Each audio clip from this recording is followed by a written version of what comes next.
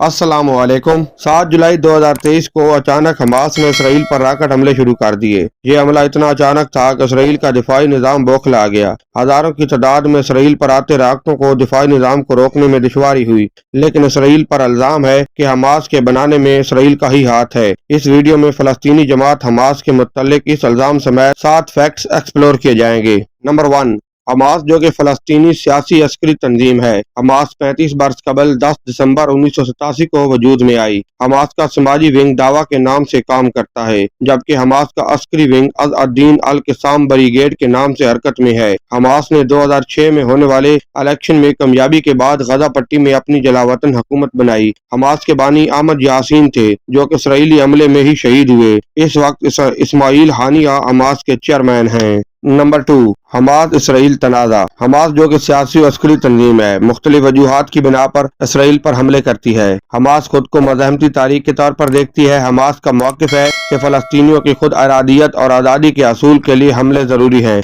Hamas का मुतालबा है कि फ़लस्तीनी रियासत कायम की जाए, जिसका दारुल हुकूमत मशरकी यरूशलेम हो। फ़लस्तीनी पनाह गज़ीनों को वापसी का हक मिलना चाहिए और मगरबी किनारे से इसराइली बस्तियों का खात्मा किया जाए। वो हमलों को इसराइल पर दबाव डालने के लिए और अपने सियासी मौके पर जोर देने के लिए इस्तेमाल करती है।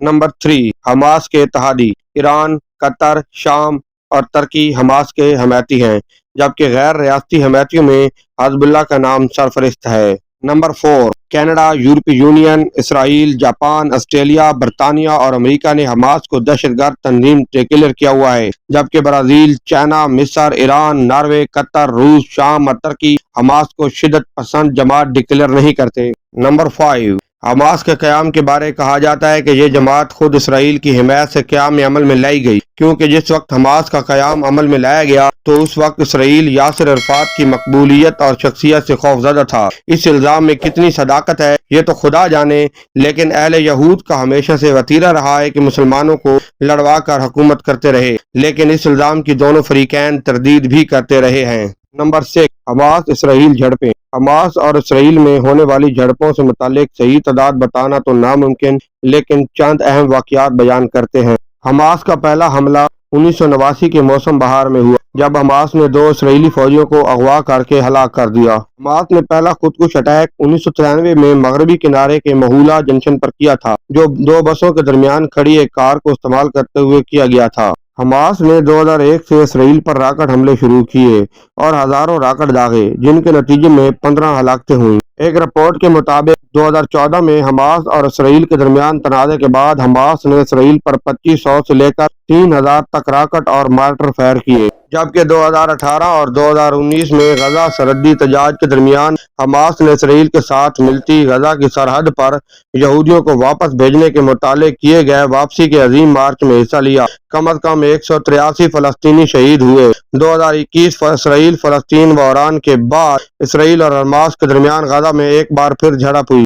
11 दिन की लड़ाई के बाद गजा में कम अज कम 243 फलस्तीनी शहीद हुए, जबकि इसराइल में 12 इसराइली मारे गए। नंबर 7, हमास की रॉकेट पावर। हमास के पास मुख्तसर रेंज के घरेलू साख्ता रॉकेट हैं, जिनकी रेंज 16 किलोमीटर, जबकि 2009 के बाद इनके मियार में बेहतरी लाई गई और इनकी रेंज 21 किलोमीटर तक बढ़ गई, जबकि अब हमास के पास 40 किलोमीटर तक के रेंज वाले रॉकेट भी हैं, जिनकी रेंज में इसराइल के दारुल हुकूमत समेत अहम शहर हैफा भी आते हैं। ये थे हमास के मुतालिक 7 फैक्ट, लेकिन अफसोस इस बात का है कि फलस्तीनियों का नाहक खून 1940 के बाद मुसलसल बह रहा है।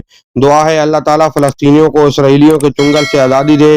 इस दुआ के साथ आज की वीडियो का इख्तिताम करते हैं। अगर वीडियो अच्छी लगी है तो चैनल को सब्सक्राइब करें, वीडियो को शेयर और लाइक करना ना भूलें। मिलते हैं अगली वीडियो में, तब तक के लिए अल्लाह हाफिज।